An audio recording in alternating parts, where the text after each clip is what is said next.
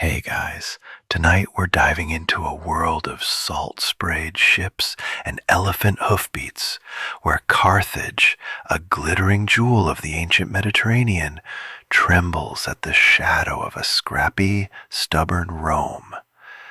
Picture yourself on a bustling Carthaginian dock, the air thick with cumin and cedar, as triremes bob in the harbor, their bronze rams glinting under a blood-orange sunset. Merchants haggle over ivory and purple dye, but there's a nervous edge to their voices. Rome's out there, growing hungrier every day. Spoiler, you probably won't survive this clash of empires, not with those odds. So, before you get comfortable, take a moment to like the video and subscribe, but only if you genuinely enjoy what I do here. Drop a comment with your location and local time. I love knowing where you're drifting off from. Now, dim the lights, maybe turn on a fan for that soft background hum, and let's ease into tonight's journey together. You're standing in Carthage around 264 BCE, and this city's a powerhouse. Built by Phoenician settlers, it's the queen of trade. Its double harbor packed with ships that haul goods from Spain to Syria. You smell the pitch on the ropes, hear the creak of timber as galleys unload amphorae of wine. Carthage's wealth is legendary. Gold flows like water, and its navy rules the waves. Fact check. Carthage controlled trade routes across the western Mediterranean, its merchants outsmarting everyone with standardized weights and a knack for deal-making. But here's a quirky tidbit. They supposedly use crocodile dung as a beauty mask. Yeah, you're dodging that spa day. The city's not just rich, it's proud. You wander past temples to Baal and Tanit, their altars smoky with offerings. The Tophet, a sacred burial ground, holds tiny urns of sacrificed infants, a grim rite historians still argue over. Was it devotion or desperation? No one's sure, but it chills you. Carthage's council of elders, the Sufetes, run a tight ship, balancing merchant greed with military muscle. You see warships with curved prows, each manned by rowers who could outpace a storm. This navy's their shield, their swagger. But Rome's creeping closer. You hear whispers in the markets. Rome's a backwater no-name, yet it's swallowing Italy like a wolf. Their legions march in lockstep, not like Carthage's hired mercenaries. You feel the city's pulse quicken. Merchants clutch their ledgers tighter. Rome's got no navy to speak of, but their stubbornness is weirdly unsettling. You catch a sailor muttering about Roman farmers who'd rather die than quit. Carthage laughs it off, but you sense the unease. Why fear a city of shepherds? Because they don't stop, ever. You stroll the Bersa Hill, Carthage's heart, where the citadel looms. From here the city sprawls in a crescent along the coast, whitewashed houses gleaming. You squint at the horizon, imagining Rome's hills across the sea. Carthage has got the cash, the ships, the swagger, but Rome's got something else. Grit, madness, you're not sure. A street vendor offers you spiced fish, joking that Rome's soldiers probably eat dirt. You chuckle, but your stomach knots. Carthage's golden age feels fragile, like a glass goblet teetering on a table's edge. The sun dips low, painting the harbor crimson. You lean against a palm tree, watching dockworkers haul bales of Tyrian purple cloth. A priest chants nearby, his voice low and hypnotic. You're lulled by the rhythm, but a question gnaws at you. Can Carthage's pride outshine Rome's hunger? You're about to find out. The fan hums softly in your room, and the story's just beginning. You're still in Carthage, but the air feels heavier now. like a storm's brewing across the sea. The docks hum with activity. Sailors mend nets, merchants tally profits, but there's a nervous twitch in their glances toward the horizon. Rome's no longer just a rumor, it's a shadow growing darker, and you're about to see why Carthage starting to sweat. The year's around 270 BCE, and Rome's not content with its dusty Italian hills anymore. You're caught in the moment when a city of traders realizes it might have to fight a city of wolves. Walk the city walls with me. You run your hand along the sun-warmed stone, thick enough to stop a siege engine. Below, the harbor sparkles, packed with quinquiremes, massive warships with 5 rows of oars. Carthage's navy is untouchable, or so they think. You overhear a counselor boasting, Rome's got no ships, just dirt and dreams. But dreams can be dangerous. Rome's been gobbling up Italy, one stubborn village at a time. Fact check. By 272 BCE, Rome had crushed the Etruscans and Samnites, uniting most of Italy under its banner. Their secret? A knack for turning enemies into allies, offering citizenship like a handshake with a dagger behind it. Here's a quirky bit. Romans used to settle disputes with a ritual called fetial law, where priests chucked a spear into enemy turf to declare war. Sounds like a bad breakup text, right? But it worked. They're methodical, even in their madness.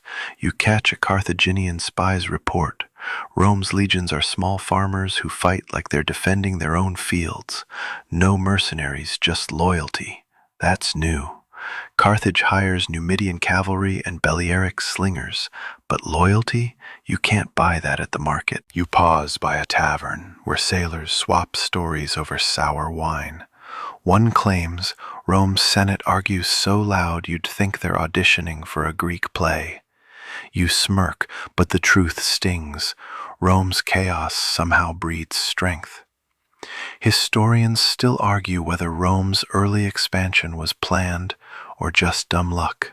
Did they stumble into empire, or were they playing chess while Carthage played dice? Either way, you feel the ground shifting. Picture yourself on a merchant ship, sails snapping in the wind.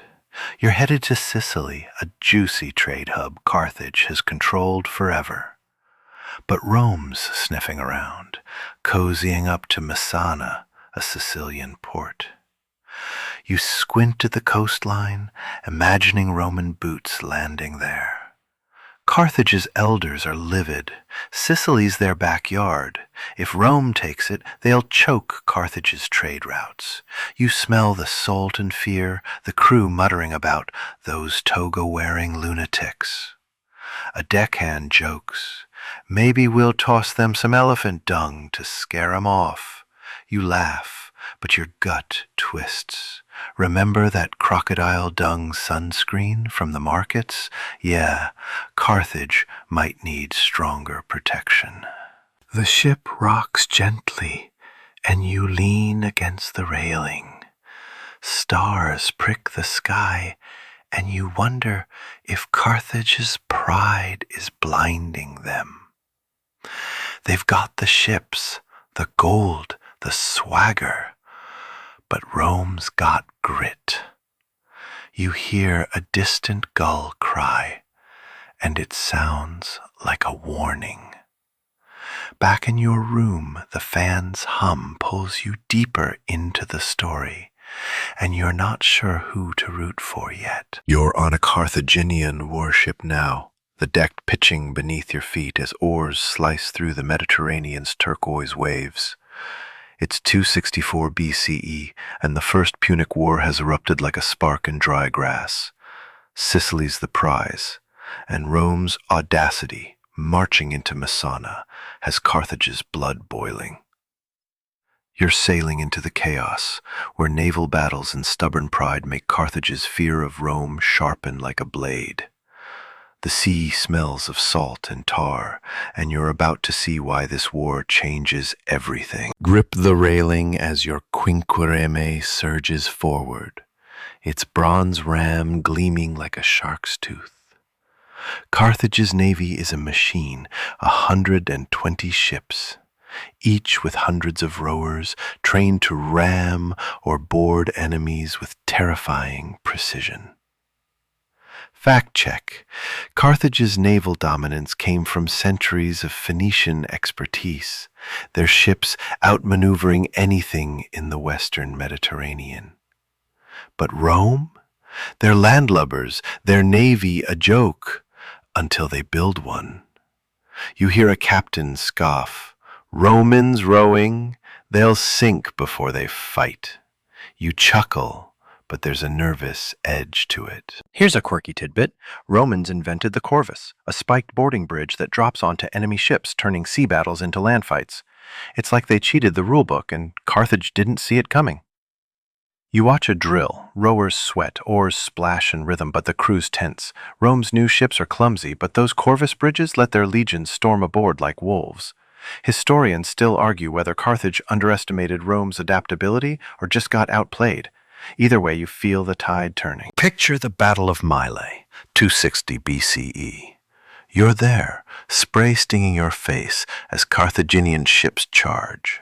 Rome's fleet blunders in, but their corvus traps your vessels, legionaries swarming like ants. Carthage loses 50 ships. 50. You hear the screams, see masts snap like twigs. A sailor mutters they fight like they've got no tomorrow. He's not wrong. Rome's losses don't break them. They just build more ships. You're starting to get why Carthage is scared. These guys don't quit.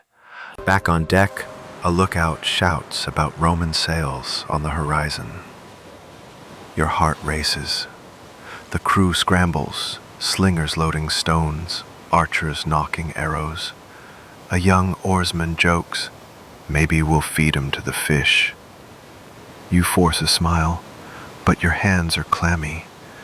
Remember that sailor's quip about Roman dirt eaters? Now you're wondering if Carthage's gold can match Rome's grit. The war drags on, bleeding both sides. You see wrecked ships littering the coast, gulls circling like vultures. Carthage's pride is taking hits, and fear creeps in like damp rot. Sun blazes, and you wipe sweat from your brow. The fan in your room hums, blending with the creak of the ship's timbers. You're deep in this war now, and Carthage's swagger feels less certain. Rome's not just a shadow anymore, it's a storm. You lean into the story, the sea rocking you gently, and wonder how much longer Carthage can hold the waves. You're in Carthage's war-torn heart. The harbor quieter now, its once proud fleet limping home after the First Punic War's bitter end in 241 BCE. Rome snatched Sicily, and the sting of defeat hangs like smoke. You're trailing Hamilcar Barca, a Carthaginian general whose iron will and burning grudge against Rome are about to shape a new chapter of defiance. The air smells of ash and olives, and you're walking through a city nursing its wounds, pride dented but not broken. Step into the council chamber with me. You stand in the shadows, watching Hamilcar, his face carved from resolve, address the suffetes. His voice is low, steady, promising to rebuild Carthage's glory.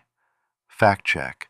After losing Sicily, Carthage faced a mercenary revolt, which Hamilcar crushed with brutal efficiency, proving his strategic genius. But Rome's betrayal, seizing Sardinia during Carthage's chaos, lights a fire in him. You see his clenched fist, hear his vow. Rome will pay. It's personal now. Here's a quirky tidbit. Legend says Hamilcar made his young son Hannibal swear eternal hatred for Rome, maybe even at an altar with blood and fire. A bit dramatic, right? But it's the kind of story that sticks. You picture the kid, eyes wide, soaking in his father's rage. Historians still argue whether this oath was real or a later myth spun to glorify Hannibal's obsession. Either way, you feel the weight of Hamilcar's promise, like a storm cloud forming. You follow him to the docks, where he's prepping to sail for Spain. Carthage needs new wealth, new power, and Spain's silver mines are the ticket. You watch workers load supplies, their movements sluggish, morale low. A soldier jokes, "Maybe we'll bribe Rome with Spanish gold." You smirk, but Hamilcar's not laughing. He's planning an empire to rival Rome's, building armies, not just bank accounts.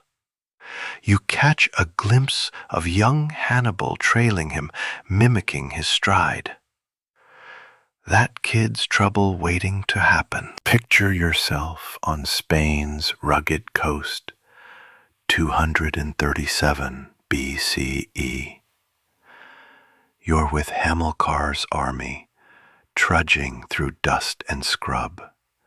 He's conquering tribes, securing mines, and training a new generation of fighters, Numidians, Iberians, loyal to him, not just gold. You smell campfires, hear swords clash in drills. Rome's watching, uneasy, but they're busy elsewhere. Hamilcar's not just rebuilding, he's plotting. You feel Carthage's fear morphing into something sharper. Defiance. Remember those Corvus bridges Rome used? Hamilcar studying their tricks, swearing not to be outsmarted again. The sun sets, painting the hills red. You sit by a campfire, the crackle blending with your fan's hum back home. Hamilcar's silhouette looms nearby, staring north toward Rome. His vow's a spark, and you know it'll ignite something massive. Carthage's pride is battered, but men like him don't bend. You're sinking deeper into this tale, wondering if his gamble will save or doom his city. You're in Spain now, the year's around 229 BCE, and the dust of Hamilcar's conquest still clings to your sandals. He's gone, drowned in a river during a skirmish, but his son, Hannibal Barca, steps into his shadow, all of 26 and burning with that same anti-Rome fire. You're trudging beside him, watching him forge a daring plan to strike at Rome's heart, elephants and all. The air's thick with ambition and sweat, and Carthage's fear is twisting into something bolder, hope maybe, or madness. You're at a war camp near New Carthage, Hannibal's base.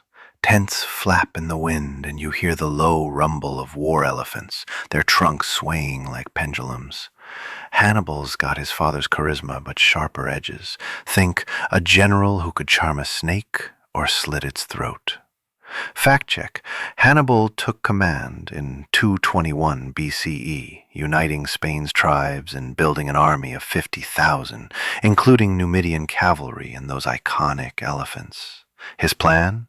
March over the Alps, invade Italy, and break Rome's spirit. You see him sketching maps in the dirt, his eyes glinting.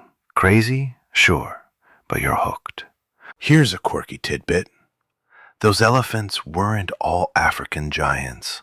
Some were smaller Indian breeds, easier to handle, but still a logistical nightmare. You imagine Hannibal coaxing one named Surus, joking he's more stubborn than a Roman. You laugh, but the men around you are tense. This isn't just a campaign, it's a vendetta. Historians still argue whether Hannibal's invasion was genius or reckless ambition. Could he really topple Rome, or was he chasing his father's ghost? Picture yourself at the Ebro River, 218 BCE. You're with Hannibal's army, ready to march. The Second Punic War's kicking off.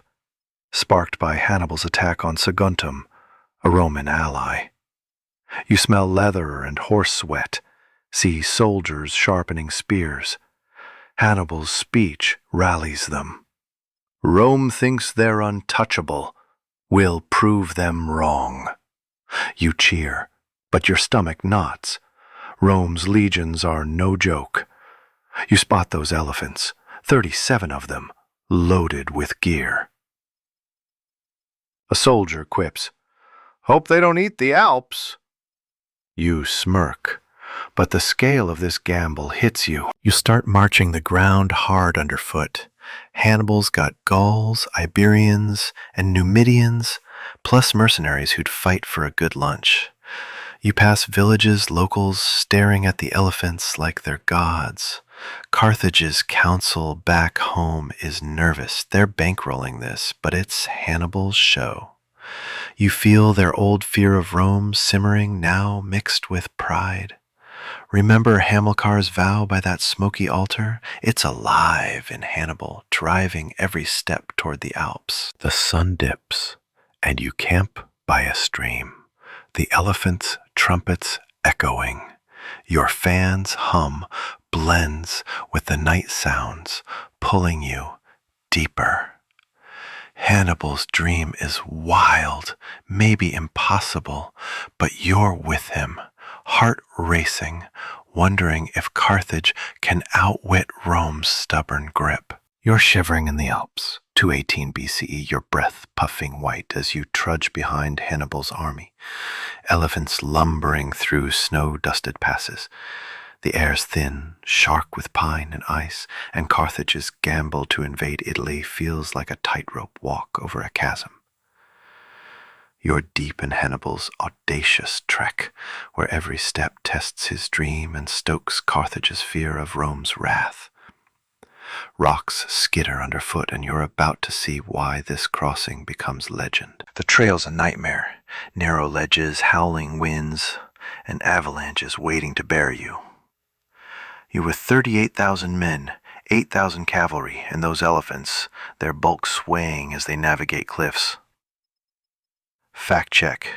Hannibal's Alpine crossing took about 15 days, losing nearly half his army to cold, falls, and ambushes by local tribes. You hear soldiers curse in a dozen languages, Numidian, Gaulish, Iberian. Hannibal's up front, urging them on, his cloak flapping like a war banner. You're awed, but terrified. One wrong step, and you're a frozen footnote. Here's a quirky tidbit.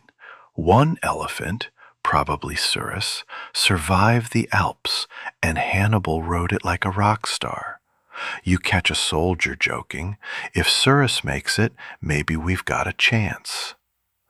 You force a laugh, but your fingers are numb.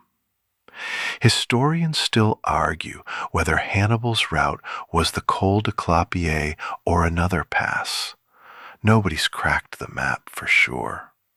What's clear is the cost. You see men collapse, horses slide into ravines, and elephants teeter on icy slopes. Picture a night camp, wedged on a snowy ledge.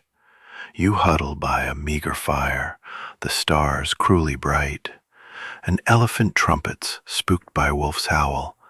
You smell damp fur and smoke, feel the ground's cold bite. Hannibal's checking the ranks, his face gaunt but unyielding. He's lost thousands, yet his eyes burn. Rome's waiting, and he won't quit. You overhear a Gaul muttering about Roman legions massing in Italy. Carthage's fear pulses through you.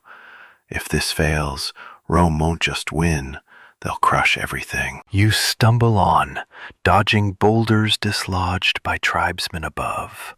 A slingstone whizzes past, and you duck. A Numidian rider quips, "At least Rome's not throwing rocks yet."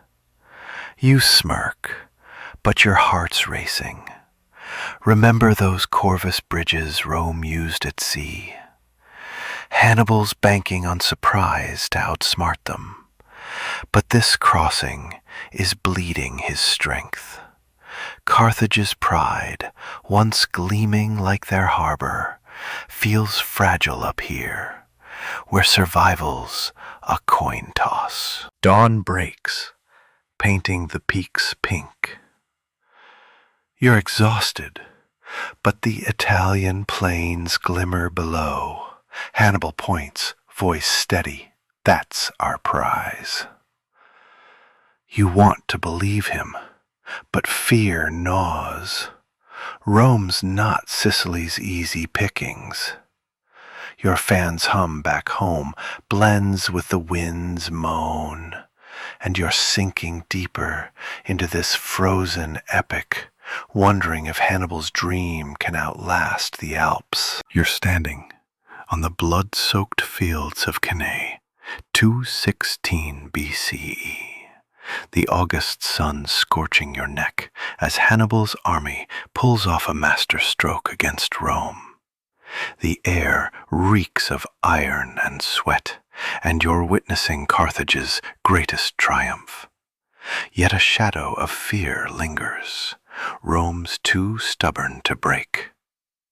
You're ankle deep in the chaos of victory, watching Hannibal's genius unfold, but Carthage's dread of Rome's resilience hums like a distant drum.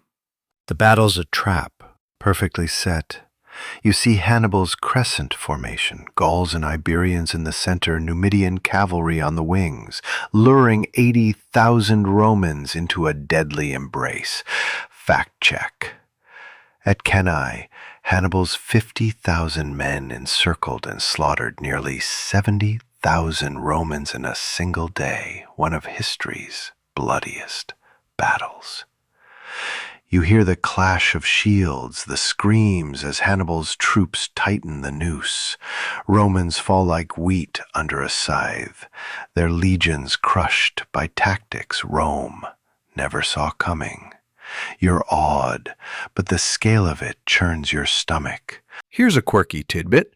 Hannibal's men used oiled leather armor, slick enough to dodge Roman grapples, like wearing a nonstick pan. A Numidian rider jokes, "Romans stick to everything but us." You grin, but your eyes are on the carnage. Historians still argue whether Hannibal could have marched on Rome itself after Cannae. Did he miss his chance, or was Rome too fortified? Either way, you feel the victory's weight, heavy with what-ifs. Picture yourself among the victors, stepping over shattered Roman shields. You smell dust and blood. See Hannibal on horseback, his face calm but unreadable. His elephants, only a few left after the Alps, trample stragglers. You catch a Carthaginian soldier looting a Roman's gold ring, muttering, "This won't buy Rome's surrender." He's right. Rome's not here, not really, just its men, and they've got more. You hear whispers. Rome's raising new legions, refusing to negotiate. Carthage's fear creeps back like a tide seeping through sand. You wander the battlefield as dusk falls, vultures circling above. A wounded Roman glares at you, spitting defiance even as he bleeds out. It's unsettling. Rome's spirit didn't die here. You remember Hamilcar's vow, that altar where Hannibal swore to fight forever. Cannae's proof Hannibal's a genius, but Rome's not playing by normal rules. A Gaulish mercenary quips, "Maybe we'll need bigger elephants next time." You force a laugh, but your hands shake. Carthage's pride soars, yet fear gnaws. How do you beat a city that eats defeat? Like breakfast, the stars emerge, and you sit on a hill overlooking the slaughter. Hannibal's campfires flicker, his men celebrating, but you sense his unease. Rome's shadow looms, unbroken. Your fan's hum blends with the night's quiet moans, pulling you deeper into this fleeting triumph. You're with Hannibal, heart pounding, wondering if this is as good as it gets for Carthage. You're in southern Italy, 215 BCE. The glow of Kenny's victory fading like a spent ember. Hannibal's still prowling, his army raiding Roman towns, but you feel the shift. Rome's not crumbling. You're trudging through olive groves, the air heavy with dust and defiance, as Carthage's fear of Rome's relentless comeback grows sharper. The ground's littered with broken spears, and you're seeing why Rome's stubbornness haunts Hannibal's dreams. Hannibal's camped near Capua, a city that's flipped to his side, but supplies are thin. You smell stale bread and horse sweat, hear soldiers grumble in half a dozen tongues. Fact check. After Cannae, Rome adopted a Fabian strategy, avoiding big battles, harassing Hannibal's forces, and starving his campaign. You watch Numidian scouts return, reporting Roman armies shadowing every move, never engaging. It's like fighting a ghost. Hannibal's genius is unchallenged, but Rome's playing a different game. Patience. Here's a quirky tidbit. Romans started minting crummy bronze coins to stretch their cash. Basically, ancient inflation. A Gaulish mercenary jokes, Rome's so broke, they'll pay us in pebbles. You smirk, but it's grim. Rome's still raising legions, scraping every farm boy and grandpa into service. Historians still argue whether Hannibal's failure to siege Rome itself was strategic caution or a fatal hesitation. You see him staring north toward Rome's walls and wonder what he's thinking. Picture yourself at a raided village, smoke curling from burned huts. Hannibal's men haul off grain, but the locals spit curses, loyal to Rome despite everything. You're struck by it. Rome's people don't break. You hear of senators plowing fields, consuls leading ragtag armies. Carthage's council back home sends spotty reinforcements, their faith in Hannibal waning. You feel their fear. Rome's not just an army, it's an idea. Remember those oiled armors at Cannae? They're wearing thin now, like Hannibal's luck. You pause by a stream, the water cold against your hands. A Carthaginian officer mutters about Roman spies in Capua, sowing distrust. The vibe's souring. Hannibal's allies, like the Gauls, are restless, itching for plunder, not this slow bleed. A scout quips, "Maybe we'll bribe Rome with their own coins." You force a chuckle, but your gut's tight. Rome's legions are regrouping, and their new general, Scipio, is making noise in Spain. Carthage's pride, once towering, feels like a cracked column. The moon rises, silvering the hills. You're with Hannibal's camp, the fire's low, his silhouette pacing. Rome's stubbornness is a weight pressing on everyone. Your fan's hum weaves with the night's rustle, pulling you deeper. You're starting to see it. Carthage's fear isn't just of Rome's swords, but its refusal to die. You're back in Carthage, 204 BCE, and the city's pulse races like a cornered animal. The Mediterranean breeze carries salt and panic as Rome's new star, Scipio Africanus, lands an army in North Africa, threatening Carthage's very heart. You're weaving through crowded streets, past merchants clutching ledgers and priests chanting desperate prayers as fear of Rome's invasion grips the city. The harbor's a frenzy of half-built ships, and you're about to feel Carthage's pride teeter on the edge. You stand on the Birsa hill, overlooking the city's crescent shore. Roman warships dot the horizon, their sails like vulture wings. Fact check. Scipio, after seizing Spain from Carthage, invaded Africa with 30,000 men, aiming to force Hannibal's recall from Italy.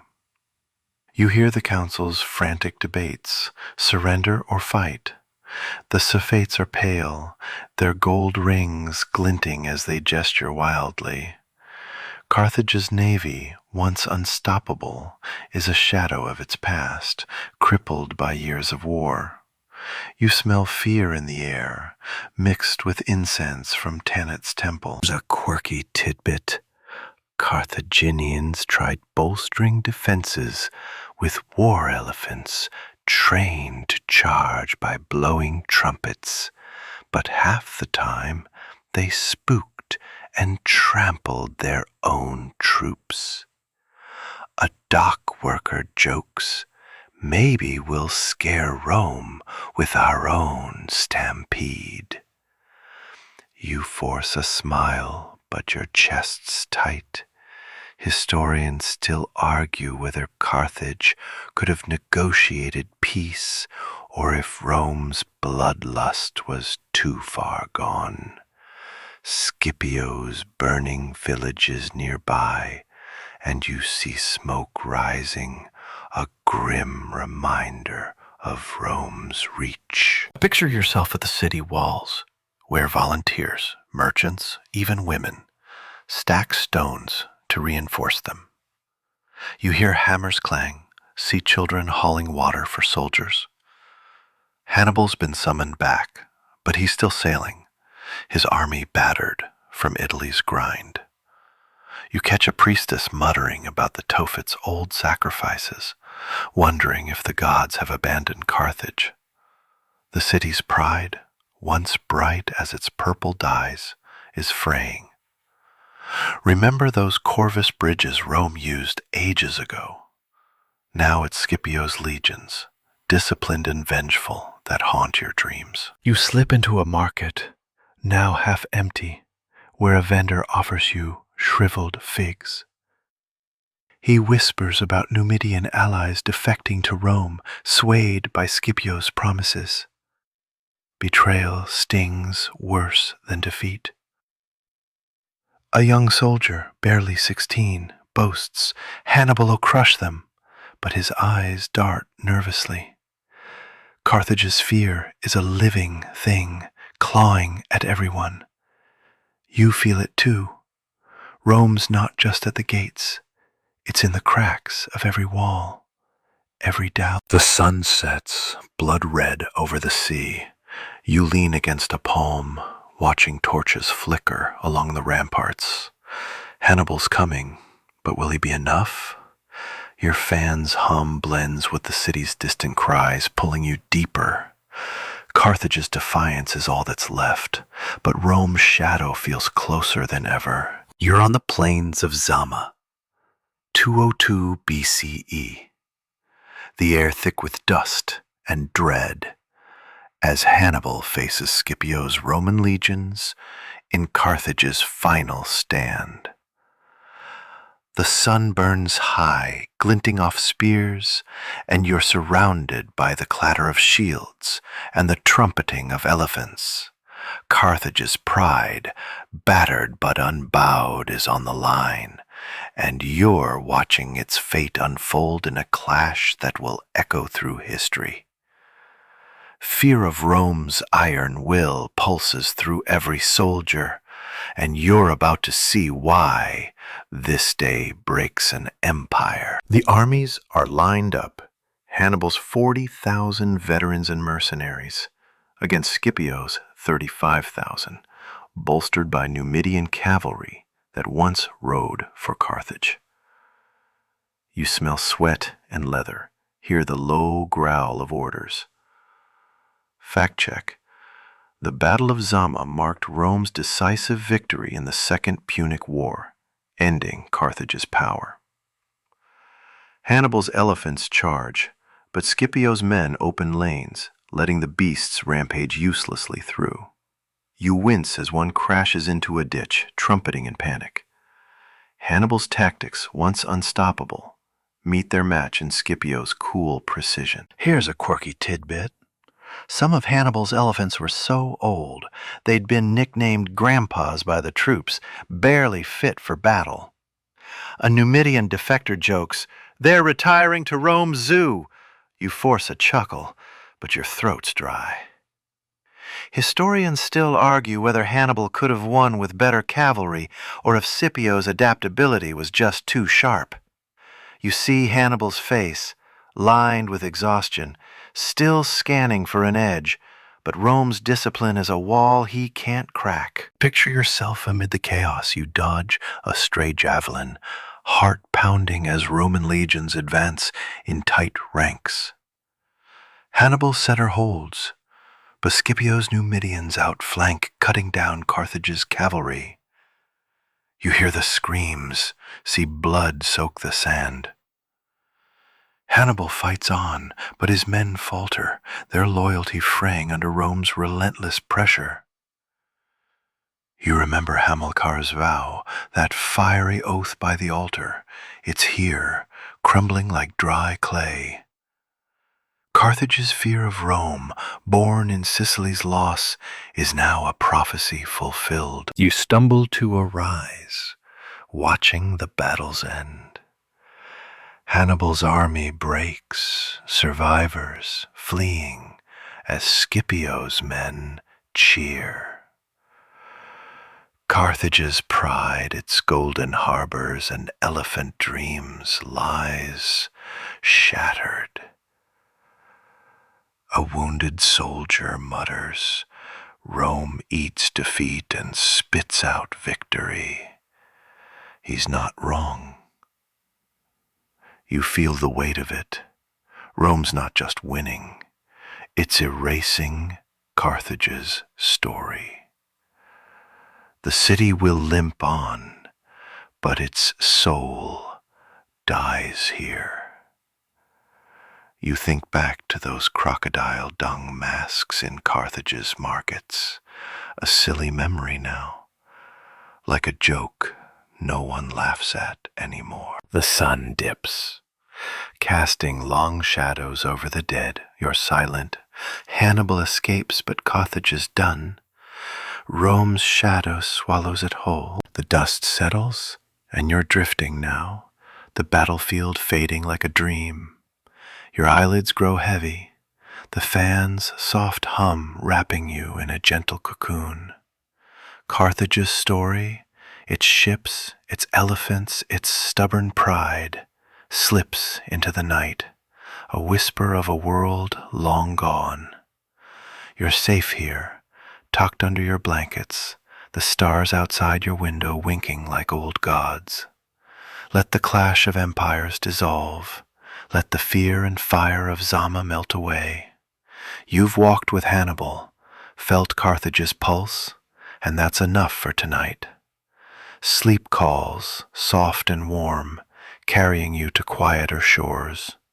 Rest now, dreamer, and let history's echoes fade.